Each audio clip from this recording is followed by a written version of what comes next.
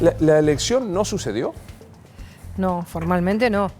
Lo que hubo fue una primaria que debería tener como objetivo la selección de candidatos en cada uno de los partidos, y al ser simultánea y obligatoria, cosa que en general no sucede, no es obligatoria, simultánea sí en algunos lugares, como por ejemplo en Uruguay, donde sí hubo competencia, es como una forma de... tendría que ser una forma de mejorar los sistemas viejos de afiliados que votaban a los candidatos y que siempre ganaban los aparatos. Acá terminamos de ese sistema a un sistema en el que termina pareciéndose a una elección, pero no lo es. Es decir, es como un símil elección, en el sentido de que todos votan, que algunos hasta creen que ya se eligieron los diputados, los senadores, hay una enorme confusión, pero objetivamente la elección es el 27 de octubre. Te lo pregunto no solo como ministra, sino como exdiputada y como politóloga. ¿Tiene sentido seguir con estas pasos o es la última vez que votamos así? Yo creo que hoy en día los partidos políticos se arman, se desarman, hay más coaliciones que partidos. Esto está pasando en todo el mundo. Hace 4 años en España que han tenido 4 elecciones, no pueden formar gobierno en sistemas parlamentarios que estaban pensados para 2 partidos. Hoy tienen 5 o 10 partidos con los autonómicos y no pueden formar gobierno. Es decir que digamos, el hecho de que los partidos hoy se partan cada vez más hace que los sistemas que estaban pensados de una manera no puedan funcionar.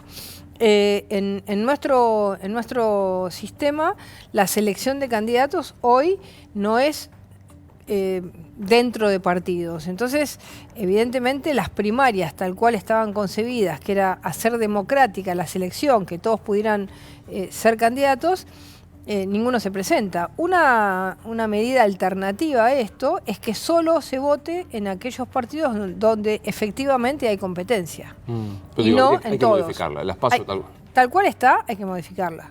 Por ejemplo, en Uruguay compitieron y bueno, seleccionaron candidatos. Acá ni uno compitió. Ninguno de los 10. Hubo solo 38 primarias que hubieran significado el 4% del gasto de lo que se invirtió en esta elección. Incluso una elección de fórmula completa, ¿no? En cambio la capital es distinta, te permite que el presidente después elija a la hora de pensar en coaliciones quién puede ser su compañero de fórmula, ¿no? Pero digo, ¿generó un vacío de poder el 11 de agosto al 10 de diciembre? ¿Hubo un momento de vacío de poder? Yo diría que lo que hubo fue, digamos, hay una situación en la que evidentemente la Argentina tiene una relación demasiado directa entre el fenómeno económico y quien conduce el país.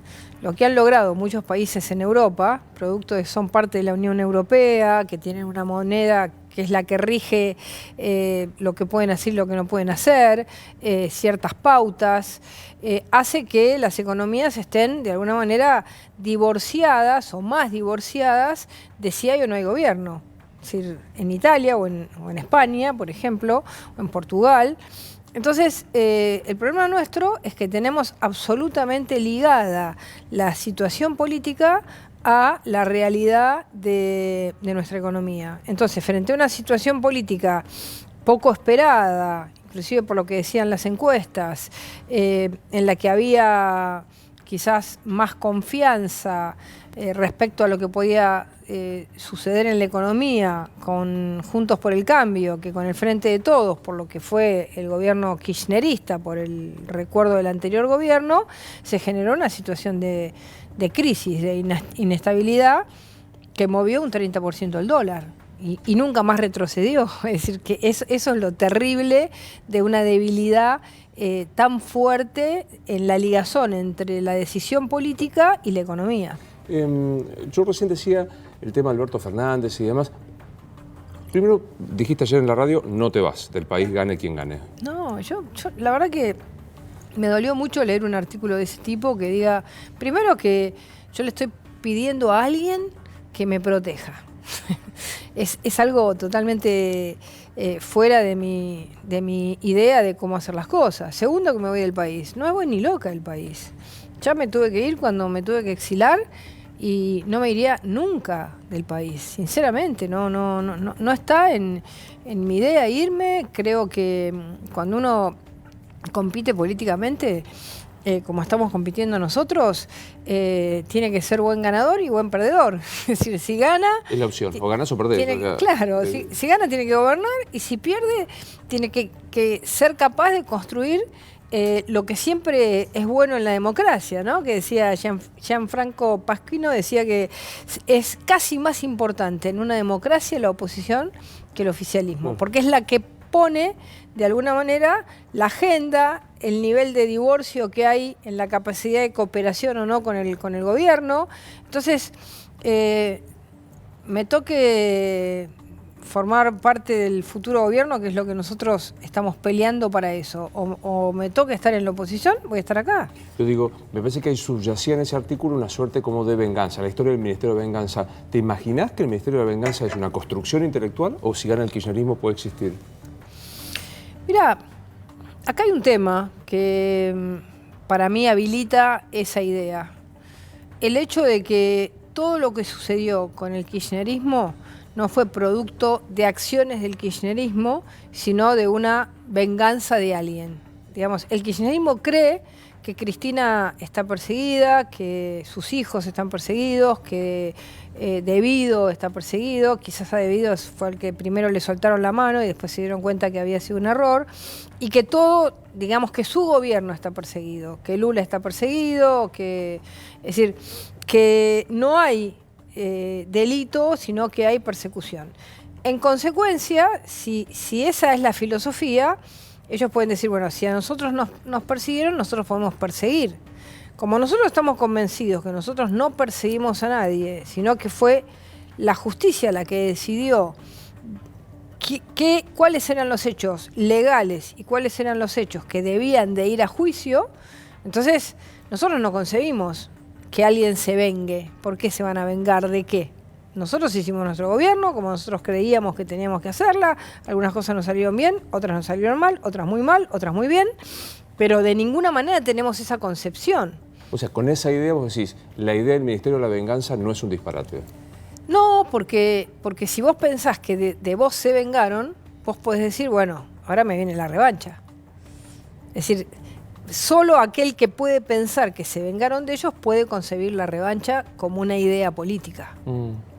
¿Ves en la química del kirchnerismo un movimiento vengativo? Bueno, a ver, vos recién lo decías muy bien en tus palabras editoriales, es decir, el kirchnerismo tiene las contradicciones adentro de sí mismo, es decir, el gran tema es que el peronismo es un sistema político en sí mismo. Y esas son las grandes dificultades de la Argentina, que cuando uno intenta hacer algo por fuera de ese sistema, todo se dificulta. Entonces, al ser el peronismo un sistema que contiene el oficialismo y a la vez la oposición, que tiene, digamos, izquierda-derecha, todos sus componentes adentro, ¿cuál es el elemento, digamos, condensador, el elemento que triunfe, el sentido del triunfo?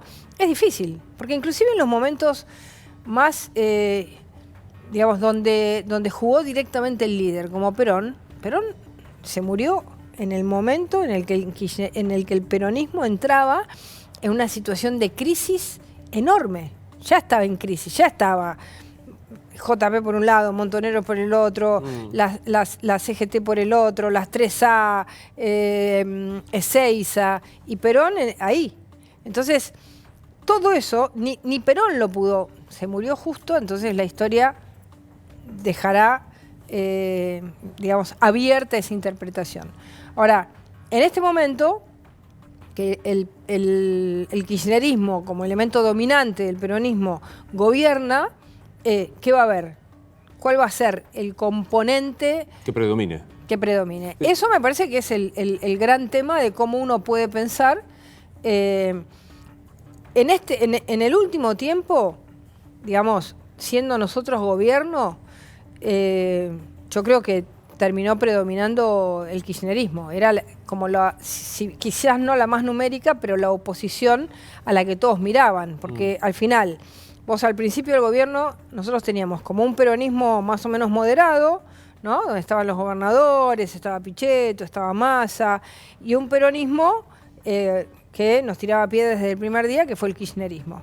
¿Qué fue lo que finalmente predominó? Que todos los moderados, casi todos, se fueran yendo para el kirchnerismo para no quedar como desacomodados. Definime el kirchnerismo. ¿El kirchnerismo es? Yo creo que el problema del kirchnerismo es que tiene un nivel de fundamentalismo que hace que toda la política pase por el tamiz de la construcción de un enemigo externo siempre a sus propias decisiones. Lacló puro. Sí, bueno, Lacló es una mala mirada de Schmitt, ¿no? Digamos, el que realmente planteó esa teoría fue Schmitt, que dijo, la política solo se concibe cuando uno tiene un enemigo enfrente, porque es la única manera, y esa fue la construcción de los movimientos más totalitarios, ¿no? Es decir, siempre el enemigo es lo que te justifica tu propia acción. No digo, salvo que vos quieras decirlo, ¿pero tiene un germen de totalitarismo el kirchnerismo? No, yo diría que totalitarismo es demasiado, ¿no? Pero sí que se concibe como un sistema que concibe que todo lo que está por fuera de ese sistema es enemigo de la patria, sí que concibe que todo lo que está fuera de ese sistema no merecería estar, y por eso de golpe Marciota dice CONADEP contra los periodistas, es decir, la opinión de aquel que piensa distinto que yo puede ser juzgada de una manera tan fuerte. Por supuesto que hay evidentemente una cierta ignorancia de lo que fue la CONADEP. Se utiliza algo profundo de una manera banal. Pero lo que hay es, yo soy capaz de juzgar, yo tengo una verdad que soy capaz de juzgar a aquel que piensa de una manera distinta y que hace periodismo. ¿Cómo viviste, militaste en los 70 cuando Horacio González dice hay que reescribir lo que fue la guerrilla porque tuvo una mirada mala? ¿Una mirada mala? O sea, para González la historia maltrató a la guerrilla de los 70. Yo creo que es al revés. Yo creo que la Argentina, uno de los problemas que tiene es que nosotros como generación fuimos absolutamente poco autocríticos de lo que pasó en los 70. Y que el kirchnerismo lo que hizo fue una especie de altar de los 70. Y vos viste generaciones posteriores que fueron como muy reivindicadores de los 70. A mí me parece que es al revés, es decir, la historia trató muy bien a los 70. Si realmente esa generación hubiera tenido una mayor autocrítica de que no se puede utilizar la violencia como forma de hacer política, que no puedes anular al enemigo, que la democracia tiene valor, que vos no podés imponerle, abrirle el cerebro a otro y ponerle tus ideas. Es decir, que el otro, digamos, no lo concebís como un adversario en ninguna circunstancia, que cuando elegís diputados sos capaz de que tus diputados renuncien porque para vos la democracia no es un espacio importante de debate. Todas las cosas que pasaron en los 70 se discutieron poco, y yo creo que eso fue lo que hizo que el kirchnerismo reivindicase los 70 con poco beneficio de inventario, con poca discusión hacia el pasado, cosa que se discutió mejor en otros países. O incluso lo que fue el terrorismo de Estado, que no, se permitió desgranar la enormidad, la barbaridad que había sido el terrorismo de Estado, incluso para aquellos que creían que era un modo de una guerra, etcétera, etcétera. Esa discusión sí se dio, enhorabuena, y ahí estuvo la CONADEP. Claro. Incluso, por ejemplo, hay un ejemplo bastante interesante respecto a esto, y es que los soldados del cuartel de Formosa, atacado por el ERP, fueron considerados de la misma manera que aquellos que estuvieron después del golpe, cuando en realidad eran soldados que estaban defendiendo a un cuartel en plena democracia. En nombre del Estado y en plena democracia. Y no de un Estado excepcional, claro, como puede ser una dictadura, ¿no? Eso incluso hace que estás haciendo vos una autocrítica de tu participación en los 70. Pero es que es la única manera, digamos, si vos no haces una autocrítica de eso, no podés concebirte demócrata, porque la democracia es justamente la la capacidad de entender, demócrata o republicano, que en la Argentina se usa más, es la capacidad de entender que la conciliación, el acuerdo, la capacidad de interpretar otras ideas conviven en un mismo territorio. Vos podés discutir la economía, pero hay un territorio de convivencia que es de todos. Y creo que eso es, por lo menos, lo que a mí me hizo valorar de una manera mucho más profunda el Estado de Derecho, la democracia, la forma de conseguir, y lo que hoy creo que representamos en Juntos por el Cambio, ¿no? Quiero ir para adelante con esto, pero no resisto. ¿Ves una foto tuya de los 70 y qué ves? Bueno, yo creo que era un momento en el que nosotros, o por lo menos yo en ese momento, estaba como convencida que era el camino.